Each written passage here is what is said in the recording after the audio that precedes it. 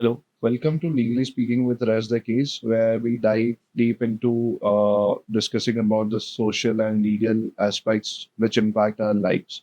And today's topic is access to justice, especially for the low-income individuals in India.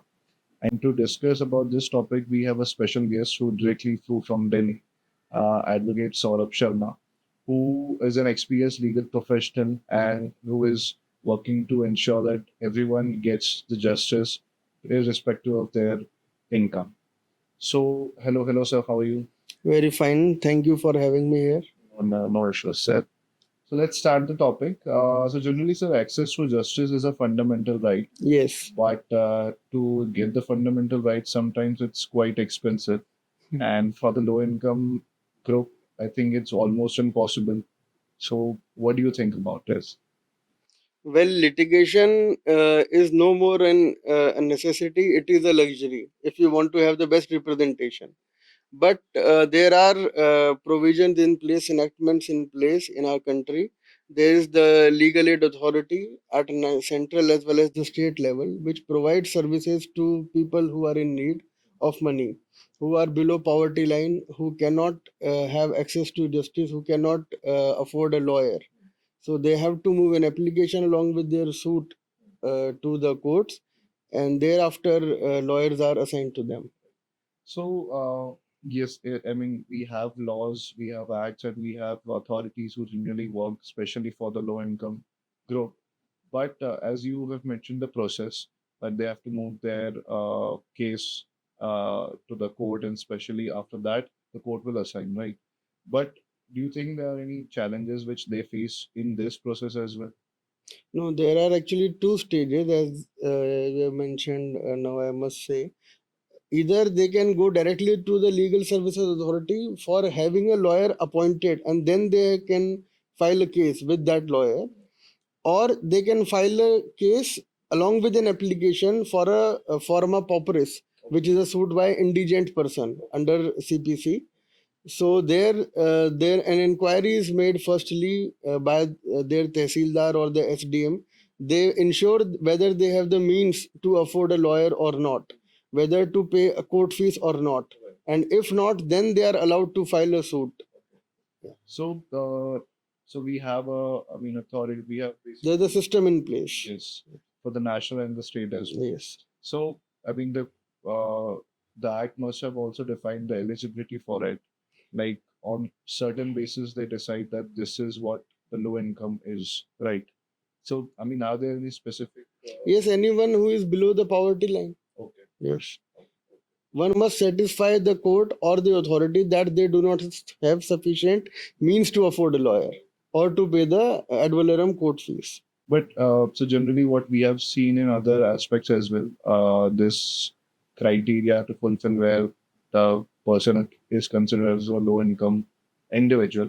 So generally, it is sometimes, I would say, exploited as well, where people who earn a lot, but somehow they get the certificate of low income group. So is it also, I mean, exploited in this aspect as well, just to get a free legal aid? Well, there is, as I said, there is a system in place, and an inquiry is to be made by the local SDM or the Tehsildar or even at Panchayat level in village residents cases. So there is a very lesser scope of exploitation by litigants of the provisions of legal aid. But yes, I have experienced that some people in matrimonial cases, in order to show that they have no means to maintain their wives, they sometimes approach the legal aid and get a lawyer so that they can prove to the court that they do not have sufficient means to maintain their wives. Right. So are there any, I mean, we have a legal aid, so but are there enough lawyers or advocates who can work for all the individuals who approaches the authority? Yes, there are enough lawyers, I guess. In fact, there is a screening process for empanelment of lawyers with the legal aid. So, yes, there are enough lawyers for litigants. And what do you think are the other practical challenges a low income individual faces apart from approaching the legal? Look at the very institution of a case, the challenge begins. First, they have to find a lawyer to know what nature of case they need to file. The lawyer will charge a consultation fees. Then he will brief him about the legal fees that he will charge. Apart from that, there are typing expenses. If I talk of trial court experience, then there is drafting experience, there are clerical experience, there is court fees expense to be taken care of by the litigant. So there are expenses at every stage of hearing. When the summons are to be issued, then again expenses have to be incurred. Though there is a process fee, minimum process fee have been prescribed by each state, but still the expense has to be borne by the litigant. Right. Uh, Now, I would say maybe this kind be a kind of be a controversial question, but do you think the legal system in India as of now is designed especially for wealthy people? No, I don't think so. There is a particular slab of court fees which is given by each and every state. Okay. So there are various considerations which have been made while formulating that slab.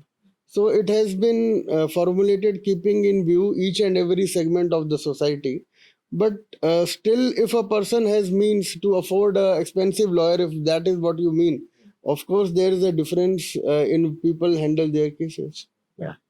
And if we just talk about these authorities or legal aid authorities, do you think there is some sort of corruption as well, where maybe if I approach, I'm a local low income individual and I have all the eligibilities, even my inquiry is done, still, is it possible that I might not get a loan?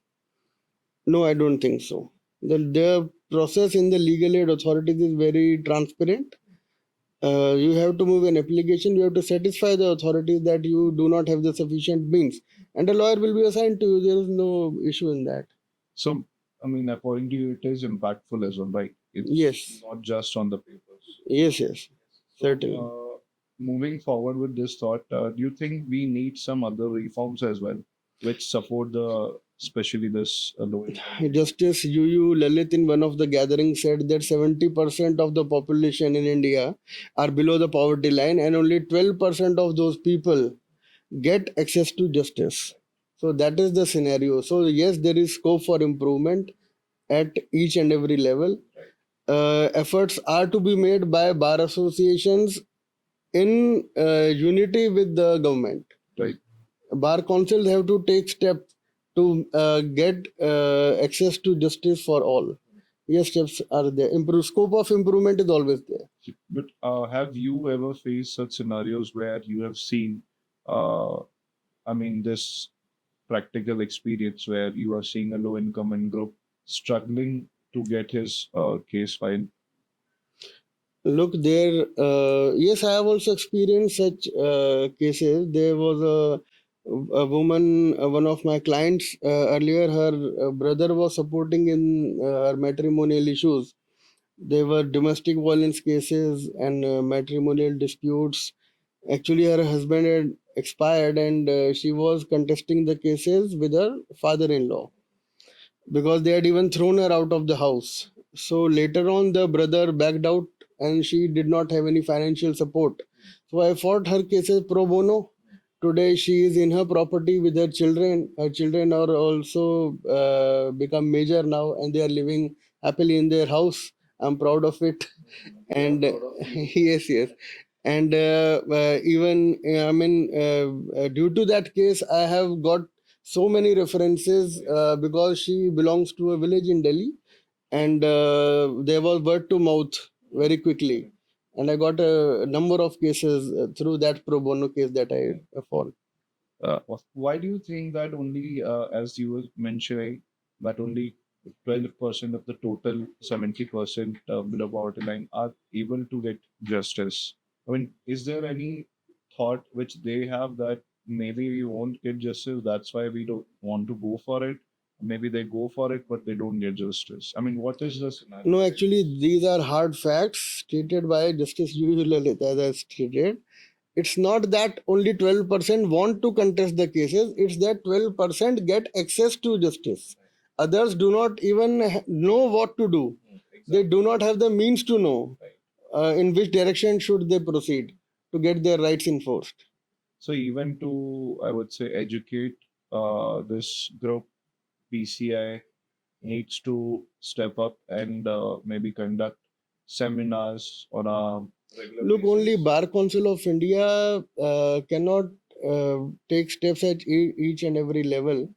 If you would know, there are various law colleges also. Students there, they conduct legal awareness programs. Bar associations conduct legal awareness programs in villages and townships. So that is how we educate people. And there is media and publicity always there. But this is going on from a very long time. But then, I mean, where as a society we are lacking that we are not able to bring that group up and give justice. No, bringing a percentage of the population above poverty line is a government program. Lawyers or Bar Council of India cannot have any role in that. But granting access to each and every person, those who do not have means to afford a lawyer, the as I said, the program is in place. There is a system in place by the Legal Services Authority. There is a procedure laid down. They have to apply and they can have access to a lawyer. Uh, I think that is what the, I mean, authorities can do, governments can do. But as a citizen, as a civilian, I would say, what contributions can I make to, I mean, increase the access to justice for such groups?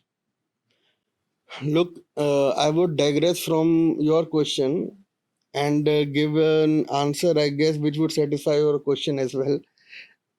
Corporate social responsibility is a concept where the companies are investing in environmental sustainability.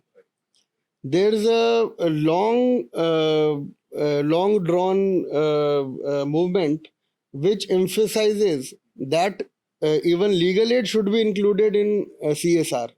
If that is done, the government and the bar council hands will be strengthened by many folds.